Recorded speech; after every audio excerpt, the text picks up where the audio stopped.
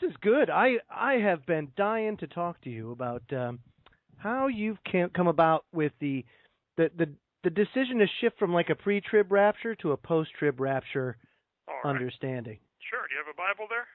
I do. A real one, like a King James, or one of the toy ones?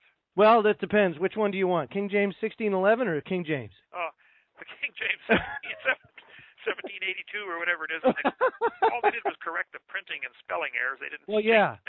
People talk about that. The Old English is a little hard to get into, but I have a 1611. I read through the whole thing. You're right. The spelling is crazy in some of this stuff, but the words are the same, Absolutely. And the type font, when they use the letter F instead of S all the time, Yeah, it takes a little adjusting. Of course, our founding fathers still did that too in the 1700s. That's anyway, right. Congress. Yeah, right. There's two F's. Anyway, turn to Daniel chapter 7. I'll tell you what got me started. Sure. I believed in pre-trib for 40 years only because I didn't know any better. I hadn't studied it, and everybody else seemed to believe it, so I thought, hey, it's got to be true, Schofield Bible taught it and all this stuff, and they taught it at Midwestern Baptist College where I went in Pontiac, Michigan, and my preacher taught it at Bethel Baptist in Pekin. And, David was going to go out and kill Goliath, and Saul said, here, put my armor on. And he said, I can't. I haven't proved it. For years I thought that meant it's not my size, and maybe it wasn't. I don't know, but he hadn't tested it in battle yet. And I hadn't. I think a lot of people are wearing somebody else's armor when it comes to a lot of Bible doctrines. Yes. They haven't really checked it out for themselves to see, what do I believe and why, and is this true, Yeah, no, I agree. I'm there. I'm at the vision of the four beasts. Okay. It talks about the four beasts in the first 7 verses or so. And then down in verse, let's see, mine's all in sequence here. Verse 9. Yep. And I beheld till the thrones were cast down, and the Ancient of Days did sit, whose garment was like the white as snow, etc. It talks about him. And 10,000 people stood before him. 10,000 times 10,000, 100 million. Right. And it talks about his kingdom. So I said, okay, we got 4 beasts, probably, well, that's another long story of who those 4 beasts are. But sure. I think at the end of the world here, which is probably coming like tomorrow, we're going to have 4 major world powers. The first one talks about the lion with eagle's wings, which I believe is probably the England-American alliance. Our symbol's the eagle and England's the lion. And it says the eagle's wings are plucked. I firmly believe we're going to lose our world status here pretty soon. I'm feeling it. And we're going to be a third world country like Haiti. All of our money is fake. Everything's phony. I mean, it's going to be famine here in America soon. And right. The second beast is a bear with 3 ribs. Probably Russia will be a world power at the end of time. The third beast is a leopard with 4 wings, and my best guess on that is probably some kind of Asian alliance, like China, Japan, India, who knows. But there'll be 4 countries get together and form a bloc, probably for political or economic reasons, over in Asia. And then the fourth one, it just says it's a beast. It's dreadful and terrible in verse 7. It doesn't give it a type of animal. It's like a 10 horns. I have come to believe pretty strongly after soaking my brain in the Bible for many years on this topic, this is probably a Muslim alliance of 10 nations. This is not the European Common Market. This is 10 Muslim countries that get together. They all hate Israel. They've got a common hatred for that. And so that's probably it. And out of one of those is going to be the little horn. It mentions him in verse 8, come up, this little horn. Right. I think there'll be the Antichrist rise out of Syria. Just my guess. So you don't think that would be the Vatican? I certainly think they're connected. I think when people understand how the Vatican was involved in starting the religion of Islam, they would be shocked, Oh yeah, absolutely. Or even the pre-trib rapture with the Jesuits, Exactly right. Exactly. But see, what's going to happen with that pre-trib rapture thing, which I wish was true. Gee whiz, I love tell me about it. But what's going to happen? So many are going to be disappointed. And 2 Thessalonians, Paul said, many are going to fall away. In Luke 18, Jesus said, when the Son of Man comes, shall he find faith on the earth? I read over that verse for 40 years and didn't realize, wow, he's saying, hey, when I come, not many are going to be waiting. Think about how many people have fallen away already, in the grand scheme of things. And then in 2 Peter, which I preach on all the time, 2 Peter 3, about people, scoffers are ignorant of the creation, the flood, and the coming judgment. Well, I taught on the creation and the flood for years, and all my videos go around the world in 40-some languages now.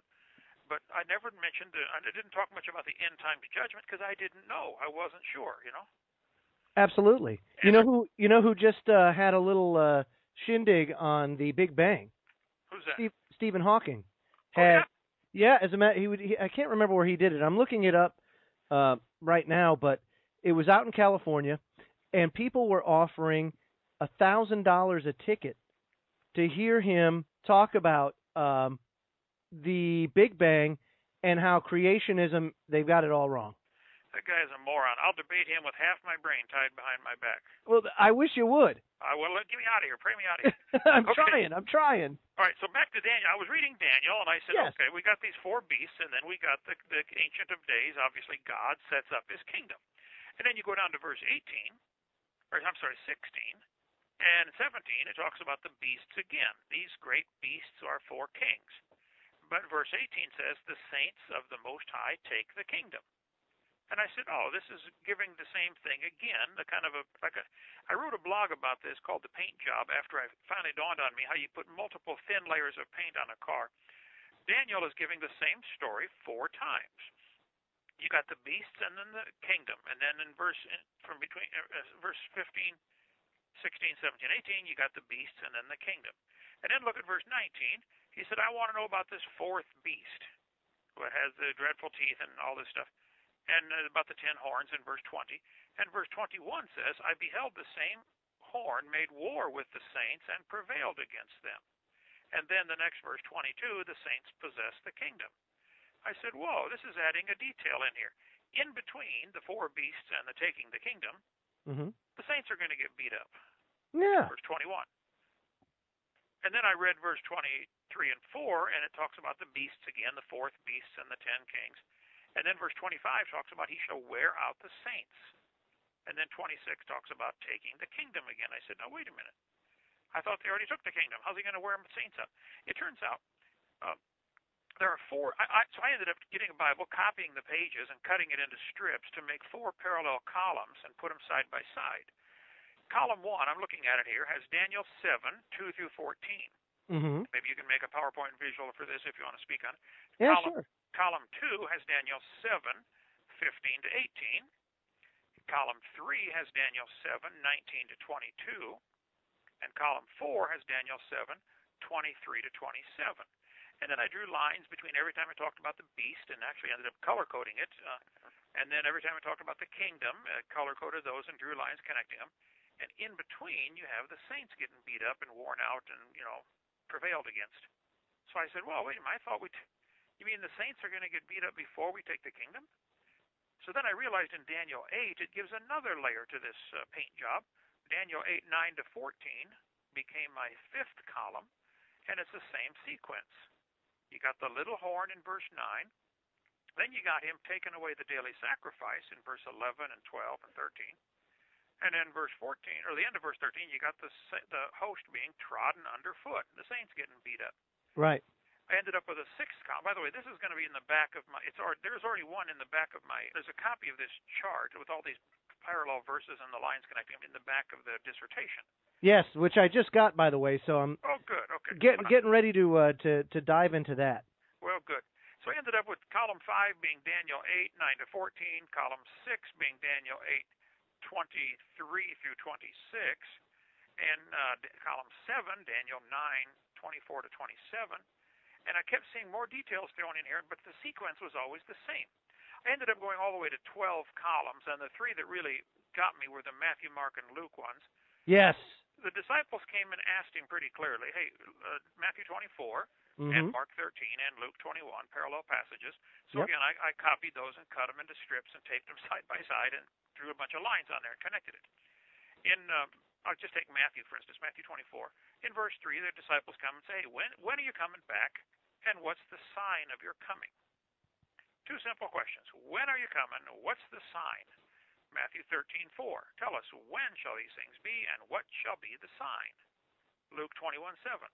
And they said, Master, when shall these things be, and what sign will there be? So this is obviously parallel passages. Then in the Matthew 24 one, from verse 4 to 14, he talks about wars, rumors of wars, getting delivered up and afflicted and thrown in prison and blah, blah, blah. And then in verse 15, he says, when you see the abomination of desolation, spoken of by Daniel the prophet. So I went back and looked at all the Daniel passages where it talks about the sanctuary being desolated. Yes. Daniel 8, Daniel 9, Daniel 11:31, Daniel 12:11, and it all talks about the sanctuary, the abomination of desolation. So this is what Jesus is talking about here in Matthew to his disciples. Mm-hmm. And then verse 16 to 28 talks about more tribulation, great tribulation, verse 21, such as was not since the beginning of the world. This is going to be the worst ever. Then look down at Matthew 24:29. This is what finally got me. I said, wow, I've been teaching something and believing something that is wrong all these years.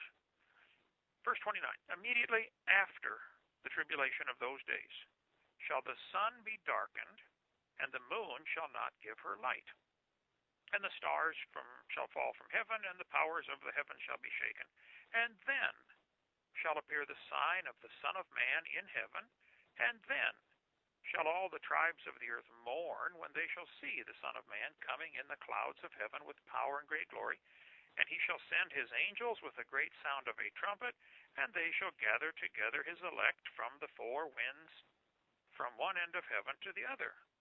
Wow, seems pretty cut and dry. The rapture's after the tribulation. Mm-hmm. So by just looking at verse 29, 30, 31, after the tribulation, the sun and the moon go dark.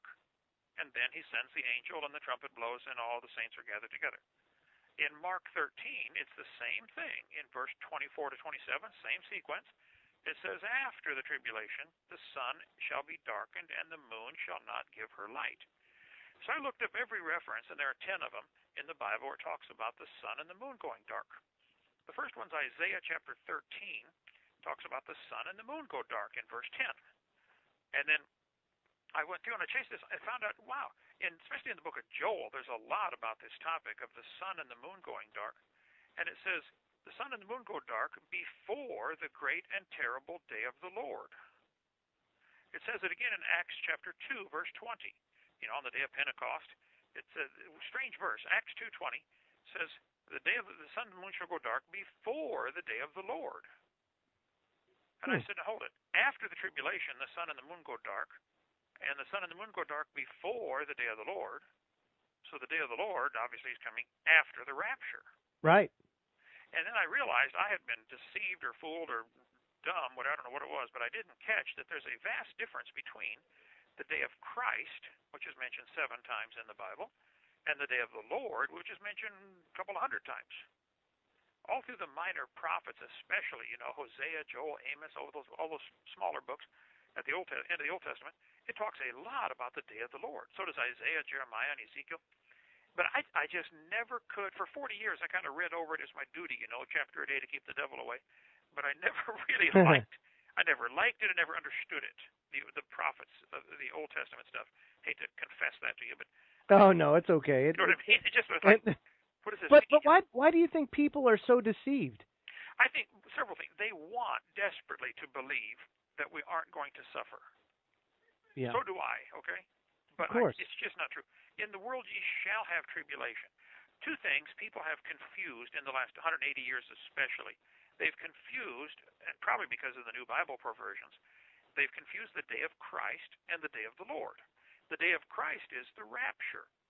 If you look at the 7 references to the day of Christ, that's the day we rejoice. And it's mentioned, 1 minute left. It's mentioned in Philippians twice. It's mentioned in 1 Corinthians twice, 2 Corinthians once. The day of Christ is the day of the rapture. And then the day of the Lord has actually 2 parts to it, a time of wrath when God pours out the 7 vials and 7 trumpets. And then there's a time of wonderful peace on earth.